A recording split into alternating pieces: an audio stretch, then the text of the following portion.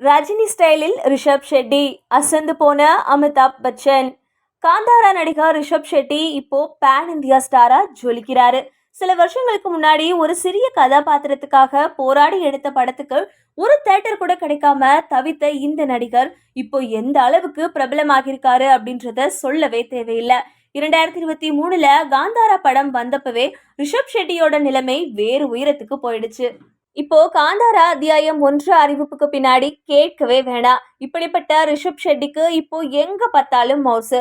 பல்வேறு மொழி சூப்பர் ஸ்டார்கள், பிரபலங்கள், பல்வேறு துறை பிரபலங்கள் அப்படின்னு எல்லாருமே அவரை பாராட்டிட்டு வராங்க. ஒரு கலைஞர் மற்றொரு கலைஞரை பாராட்டுறது கொஞ்சம் கம்மிதான். ஆனா ரிஷப் ஷெட்டி விஷயத்துல அப்படி நடக்கவே இல்லை. கிட்டத்தட்ட எல்லா மொழி ஸ்டார் நடிகர்களுமே காந்தாரா 1 பற்றி பாராட்டுக்களை குவிச்சிட்டு வராங்க. தற்போது நடிகர் ரிஷப் ஷெட்டி அமிதாப் பச்சன் தொகுத்து வழங்குற கவுன் பனேகா கரோர்பதி நிகழ்ச்சியில கலந்துகிட்டாரு. இது கவுன் பனேகா கரோர்பதியோட 17வது சீசன். இந்த எபிசோட்ல கலந்துகிட்ட ரிஷப் ஷெட்டி ரஜினிகாந்த் பத்தி பேசினாரு. அப்ப அங்கிருந்த ஒருத்தர் ரிஷப் ஷெட்டி ரஜினிகாந்த் மாதிரி நல்லா நடந்து காட்டுவாரு அப்படின்னு சொல்ல அமிதாப் பச்சன் செய்து காட்டும்படி கேட்டாரு. அப்போ ரிஷப் ஷெட்டி ரஜினிகாந்த் ஸ்டைல்ல சூப்பரா நடந்து காட்டினாரு.